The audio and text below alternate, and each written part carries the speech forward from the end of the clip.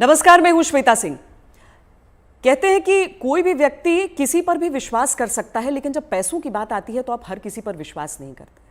लेकिन कुछ नाम ऐसे होते हैं जो नाम आप अपने पैसों के साथ भी उन पर भरोसा करते हैं, उनकी जो सलाह है, उनका जो मशवरा है उसे लेते हैं। ये सबसे सरल और सामान्य भाषा में मैं अपने मेहमान का इंट्रोडक्शन आपको दे सकती हूँ। डॉक्टर विवेक बिंद्रा, बहुत बहुत स्वागत है आपका।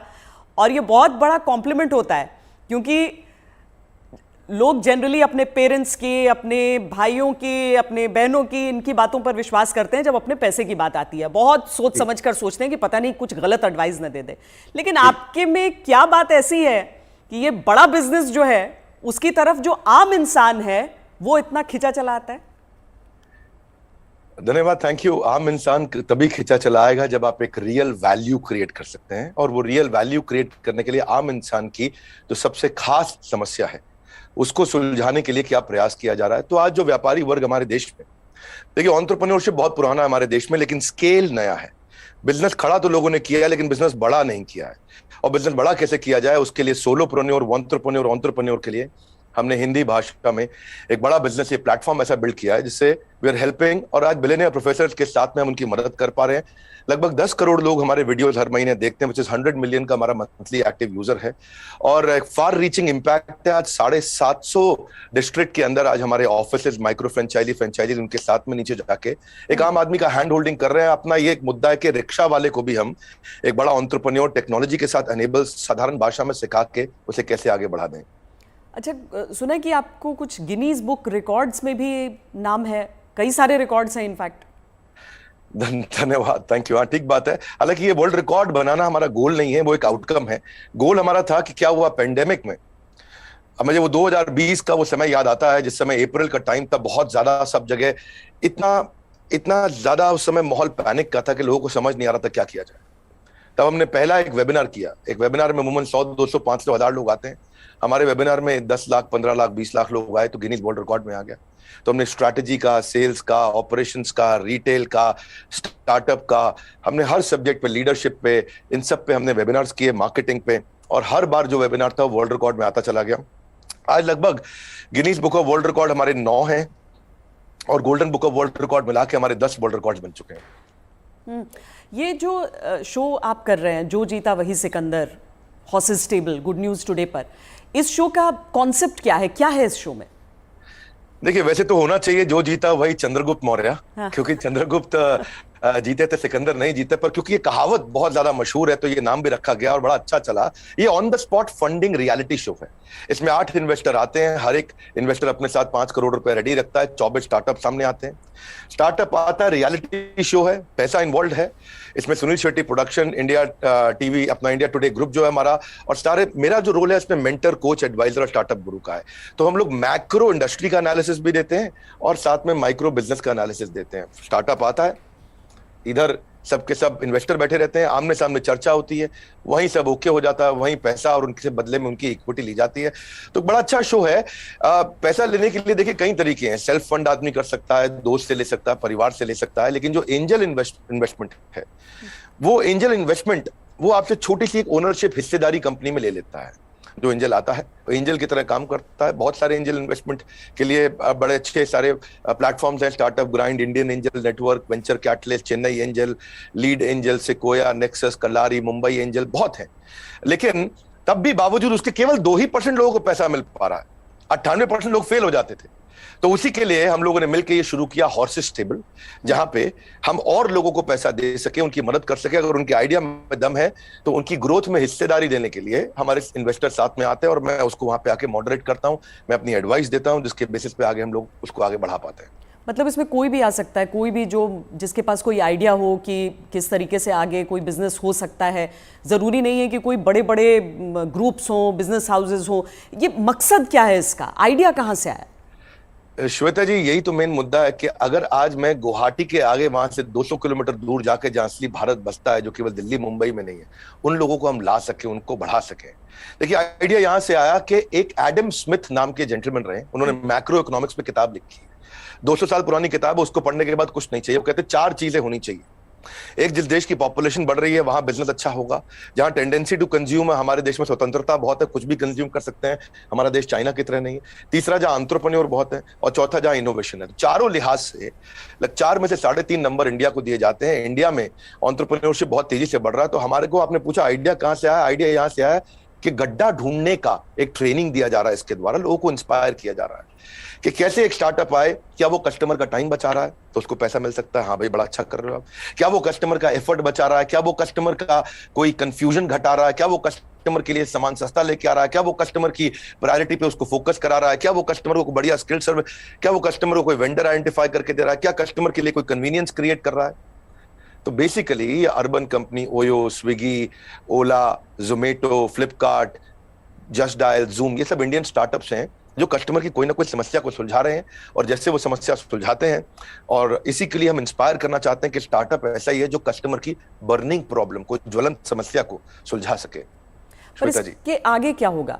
मतलब अगर कोई इंसान है, जैसे मान लीजिए मेरे पास ही कोई आइडिया है, तो मुझे तो बिजनेस चलाने के बारे में मालूम नहीं है, फंडिंग अगर मान लीजिए मुझे मिल भी जाती है यहाँ पर, तो आगे क्या बिजनेस चलाने में मदद भी मिलेगी?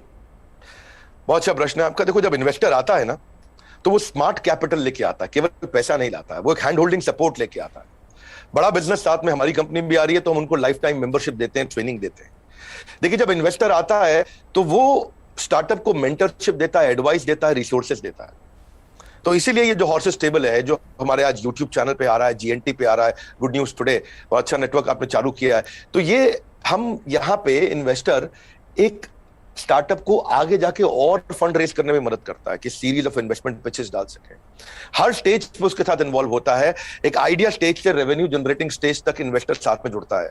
कई बार तो इन्वेस्टर अपना फ्री ऑफिस स्पेस भी देता है। अगर आपकी कंपनी छोटी है, आप हमारे ऑफिस जाकर शुरू कर सकते हो। उनको डिजिटल मार्केटिंग सपोर्ट देता है, टेक्नोलॉजी बनाने में, मैन पावर लाने में। तो ऐसा नहीं, इतना ही नहीं है, बल्कि मैं आपसे ये भी बताऊंगा कि फंड का इस्तेमाल कैसे हो रहा है, इस पर भी स्टार्टअप आकर के स्टार्टअप के ऊपर इन्वेस्टर नजर रखता है। इन्वेस्टर देखता है कि ड्यू डिलिजेंस करता है, उनको स्मार्ट कैपिटल देता है, उनके नेटवर्क को बढ़ाता है, उनको फ्यूचर इन्वेस्टर अट्रैक्ट करने में पूरी मदद करता है, उसको ब्रांड बिल्डिंग करता है, उसका माउथ पीस बन जाता है। वो केवल पैसा नहीं इन्वेस्ट करता है, वो उसको पूरी गाइडेंस देता है आगे, उसको बिल्कुल हॉक आई के साथ में जुड़ा रहता है, उनकी रिपोर्ट्स लेता है हर हफ्ते, हर महीने। ऐसा नहीं कि जैसे लिस्टेड कंपनी तो क्वार्टरली रिपोर्टिंग करते हैं, इनसे तो हर महीने रिपोर्ट किया। तो स्टार्टअप पे कड़ी नजर भी रहती है कि वो पैसा कैसे इस्तेमाल कर रहा है, और उसको हैंड होल्डिंग करके सपोर्ट करके ग्रोथ के लिए भी मदद की जाती है। इसीलिए इसी लिहाज से हॉर्सेस टेबल एक रेवोल्यूशनरी कॉन्सेप्ट है जो आज जीएनटी के साथ बड़ा बिजनेस मिलकर के लेके आया है। ये बड़ी अच्छी चीज़ है, क्योंकि थोड़ा तो मार्गदर्शन भी चाहिए सबको, लेकिन नज़र भी रखनी ज़रूरी है। लेकिन एक थ्योरी ये भी है डॉक्टर विवेक बिंद्रा कि स्टार्टअप्स का बबल एक क्रिएट हुआ था, और वो जो बुलबुला है वो अब धीरे धीरे फूट रहा है। आपकी क्या सोच है इस पर? नहीं, मैं ऐसा बिल्कुल नहीं मानता। ये कोई बुलबुला नहीं, ये रियल सब्सटेंस है। अगर ये बबल है तो हमें मानना होगा कि 700 मिलियन इंटरनेट यूजर भी इंडिया में बबल है। इंटरनेट यूज करना बंद कर देंगे क्या लोग? आज UPI card payments, net banking, transaction, ये सब बंद हो जाएगा। अक्टूबर में ही साल $100 बिलियन की ट्रांजैक्शन यूपीआई पे इंडिया में हुई है। ये स्टार्टअप का नतीजा है। रेवोल्यूशनाइज किया है डिजिटल ट्रांजैक्शंस को, ये स्टार्टअप का नतीजा है। बहुत सक्सेसफुल स्टार्टअप्स आ रहे हैं। 42 नए यूनिकॉर्न 1 साल में आए हैं। आप समझिए, जितने यूनिकॉर्न 10 साल में बने, यूनिकॉर्न का मतलब 7,500 करोड़ की कंपनी, जितने स्टार्टअप 10 साल में बने, उतने ही स्टार्टअप पिछले 1 साल में भी बन गए। तो ये बबल नहीं है। इंडिया इस समय टॉप 3 यूनिकॉर्न प्रोड्यूसर में जो स्टार्टअप के है उसका नाम आ चुका है। यानी कि हर 9 दिन के अंदर हमारे देश में एक नया $1 बिलियन स्टार्टअप पैदा हो रहा है। स्टार्टअप जो है ना, ये आप 2011 में 9.5 साल लगा करते थे, और उसके बाद ये समय कम होता चला गया। 2012 से जो स्टार्टअप आया वो 4.5 साल में $1 बिलियन हो गए। आप ये समझिए कि ट्रैवल एजेंसी जो होती थी वो Goibibo, Thomas Cook, MakeMyTrip में आ गई। सरकारी नौकरी घट रही है, स्टार्टअप बढ़ रहे हैं। पेपर अब डिजिटल हो गया है, किताबें किंडल में मूव कर गई हैं, बिजली अब सोलर होती जा रही है, रिटेलर अब अमेजॉन, फ्लिपकार्ट और रिलायंस पे मूव कर गया है, गाड़ियां ड्राइवरलेस हो रही हैं, ब्लॉकबस्टर सीडी को खत्म करके यूट्यूब, अमेजॉन प्राइम, नेटफ्लिक्स आ गया है, सेल फोन के बिल अब घट रहे हैं, इंटरनेट के बिल बढ़ रहे हैं, गाड़ियों की सेल घट रही है, ओला उबर बढ़ रहा है, रेस्टोरेंट शटडाउन हो रहे हैं, ऑनलाइन फूड डिलीवरी बढ़ रहा है। आज बच्चों को जो है ऑनलाइन स्टडीज उनकी बढ़ गई है, प्राइवेट कोचिंग घटती जा रही है। इसका मतलब क्या है, जो स्टार्टअप है ना वो एक रेवोल्यूशन है। पहले कबूतर चिट्ठी लेके जाता था, आज व्हाट्सएप चिट्ठी लेके जा रहा है। इसके बीच में बहुत लंबी जर्नी थी, और सिलिकॉन वैली में कम से कम 15 स्टार्टअप ऐसे बैठे हैं जो व्हाट्सएप के खात्मे की तैयारी कर रहे हैं। और नेक्स्ट जो रेवोल्यूशन आएगा, नेक्स्ट सिलिकॉन वैली आने वाले समय में बेंगलुरु से शुरू होकर के भारत से ही आगे निकलेगा। वाह, क्या बात। लेकिन कई स्टार्टअप्स फेल भी तो होते हैं, कई स्टार्टअप्स फेल हो जाते हैं, इसकी वजह क्या रहती है? श्वेता देवी, ऐसा स्टार्टअप फेल होने के मेन 8-10 बड़े कारण होते हैं। पहला तो कोई डिफरेंशिएशन ना हो, आप वही कर रहे हो जो बाजार में सब कर रहे हैं। दूसरा, फोकस की कमी हो, सारी चीजें करने में लगे हैं, फोकस नहीं है। तीसरा, उनकी एग्जीक्यूशन की स्पीड कमी है। चौथा, अगर बिजनेस अच्छा ले भी आए तो रेकरिंग रेवेन्यू नहीं है, वो कस्टमर के साथ माल दो पैसा लो रिश्ता खत्म। रेकरिंग रेवेन्यू यानी कि बार बार उसके साथ ट्रांजैक्शन होना चाहिए। पांचवा, कि वो अपनी टीम अच्छी नहीं बना पाते, दे हायर पुअरली, और एक कमजोर टीम लेके आते, एक कैटेगरी टीम नहीं बिल्ड करते। वो कुछ ऐसा बना बैठते हैं, गलती से एक और गलती एक करते हैं कि वो जो मेरे को अच्छा लग रहा पर कस्टमर को उसकी जरूरत नहीं, यानी कि कस्टमर अनफ्रेंडली प्रोडक्ट बना देते हैं, कस्टमर का फीडबैक नहीं लेके आ पाते हैं।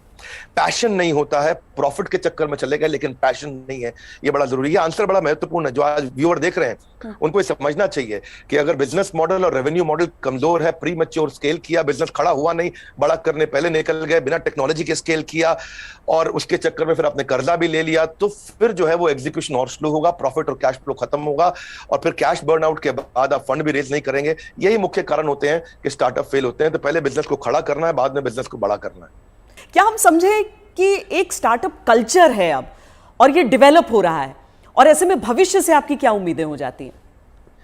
देखिए, स्टार्टअप का कल्चर अब डेवलप हो रहा है इंडिया में। पिछले काफी समय से हम ऑब्जर्व कर रहे थे, नंबर 1 पे सिलिकॉन वैली, न्यूयॉर्क सिटी, उसके बाद London, Chicago, Los Angeles, Seattle, Boston, Berlin, Tel Aviv Israel में जो है, और सिंगापुर। यही केवल 10 शहर थे दुनिया के अंदर जहां स्टार्टअप्स बिल्ड हुआ करते थे। अब अचानक बेंगलुरु बहुत तेज आगे आया। हम जो पीछे थे अब हम आगे बढ़ रहे हैं, परंतु क्यों हम पीछे रह गए थे और भविष्य में कैसे आगे बढ़ेंगे उसको समझते हैं। हम पीछे इसलिए रह गए क्योंकि हमारा इंडियन एजुकेशन सिस्टम बहुत कमजोर था।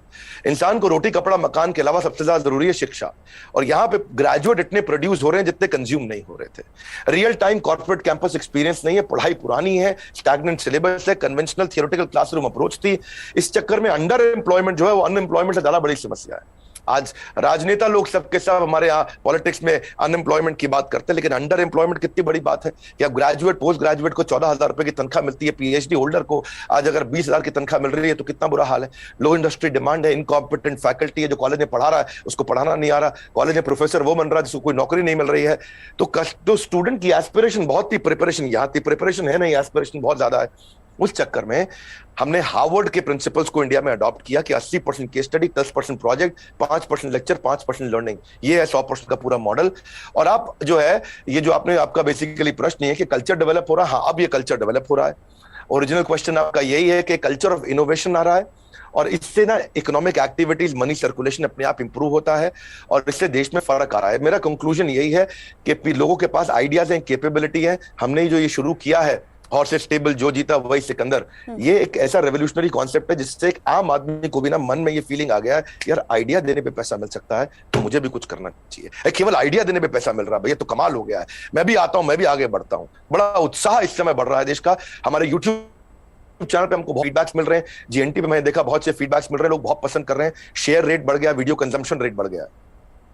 नहीं, आप बहुत सही बात कह रहे हैं, क्योंकि 12वीं कक्षा की इकोनॉमिक्स जब हम पढ़ते हैं तो उसमें अनएम्प्लॉयमेंट में तो कई चैप्टर्स हो जाते हैं, अंडर एम्प्लॉयमेंट सिर्फ एक सबहेड के तौर पर नजर आता है। लेकिन बहुत बड़ी समस्या है, देश में टैलेंट की कमी नहीं है, टैलेंट पूल है हमारे सामने। लेकिन कोई ऐसा रोड मैप आपको नजर आता है कि जो प्रतिभा है युवाओं की, उसके हिसाब से उन्हें मौके मिल सके? रोड मैप एक ही है कि आज बच्चों को लैक ऑफ क्लैरिटी है, उनको प्रोफेशनल करियर सब्जेक्ट कोर्स इसके बारे में जानकारी नहीं है। तो रोड मैप केवल एक ही है कि उसको कंटिन्यूअस लर्निंग का मतलब है कंटिन्यूअस अर्निंग। उसको अपने साथ एक डिसिप्लिन बिल्ड करके अपने साथ मूक यानी कि मैसिव ओपन ऑनलाइन कोर्सेज दुनिया भर में आ गए, लगातार सीखने से खाली दिमाग खुले दिमाग में परिवर्तित हो जाएगा। अब जो anyone who keeps on learning he will stay young forever, ये हेनरी फोर्ड ने बोला है। बड़ा बिजनेस भी इसीलिए आया, दुनिया भर में कॉर्पोरेट ट्रेनिंग हो रही थी, स्किल डेवलपमेंट हो रहा था, K-12 की बात हो रही थी, टेस्ट प्रिपरेशन हो रहे थे, बायजूस, वेदांतु सब आ गए, लेकिन एक आम आदमी के लिए, व्यापारियों के लिए सिखाने के लिए कुछ नहीं था। तो रोड मैप ये है कि आपको आज लर्निंग पे फोकस करना चाहिए। हमने भी उस गैप को समझा, हमने देखा कि कस्टमर के पास आज टाइम नहीं है, क्वालिटी टीचर नहीं है, हिंदी भाषा के अंदर कंटेंट नहीं है, मिनिमम एजुकेशन रिक्वायरमेंट पूरी नहीं कर पाते, आज MBA कॉलेजेस तो बहुत महंगे हैं, MSME के मेंटर नहीं है। तो मैंने उसके लिए हमने बड़ा बिजनेस चालू किया कि लोग आकर के सीखे वहां। क्या मॉडल है? Any time, anywhere, any device. कोई मिनिमम एजुकेशन नहीं चाहिए। वीडियो, वॉइस, वर्नाक्युलर, आपका टाइम हम सेव करेंगे ताकि आप सक्सेस मिले आपको। इजी टू यूज कर दिया है। सारे business planning tool, framework, agreement, उनको डॉक्यूमेंट, स्ट्रैटेजी शीट, हर एक चीज बना के हैंड होल्डिंग के साथ, कोई भी सब्जेक्ट में फंसे वो, strategy, sales, HR, finance, customer service, funding, operations, technology, marketing, admin, legal, production, इस सब में उसको मदद करते हैं ताकि वो आकर के सीखे। तो बेसिकली रोड मैप ये है कि आदमी को सीखना चाहिए। हमने ऐसा किया है कि हमने 750 रुपए महीने पे एक एग्जीक्यूटिव एमबीए उसको कराना शुरू कर दिया है। 1500 रुपए महीने पे हमने एक अडल्ट को एमबीए कराना शुरू कर दिया है। सिखा कौन रहा है मेरे साथ? मेरे प्रोफेसर एक कैटेगरी है। केंटारो, Patanjali, Amul, Morgan Stanley, Somani, Apollo, Ford Motors, इन सबके चेयरमैन हमारे साथ जुड़े हुए सिखा रहे हैं। Dainik Bhaskar, Lal Path Lab, Xiaomi, HDFC Limited, जब इनके चेयरमैन एक अच्छा बिलियनियर प्रोफेसर आके सिखाता है और वो लर्निंग देता है और इतनी अफोर्डेबल प्राइस पे देता है, तो उससे रेवोल्यूशन आ रहा है। यही कारण है कि आज देश में बहुत सारे लोग हमारे साथ जुड़े हैं, जिसके कारण हम वो सीख पा रहे हैं, आगे बढ़ रहे हैं। तो रोड मैप सब लोग को मेरा एक ही मैसेज है कि अगर आपको अर्निंग बढ़ानी है तो पहले लर्निंग बढ़ानी होगी। क्योंकि अमूमन ऐसा होता है कि कुछ बड़े बिजनेस हाउसेस, हम सब टाटा बिरला को देखते हुए बड़े हुए, लेकिन वो मोनोपोली है इतना भी समझ में आया। कुछ कठिन शब्द लोग सीखते गए, लेकिन इतना भी साथ में सीखा कि सारा कंट्रोल इन्हीं के हाथों में रहेगा। लेकिन क्या ये स्टार्टअप कल्चर जो है वो बिजनेस डाइवर्सिफिकेशन में मदद कर सकता है? श्वेता देवी, अब जमाना बदल गया है। पहले $1 बिलियन कंपनी बनाने में जो 50 साल लगते थे, 5 साल में बन जाती है।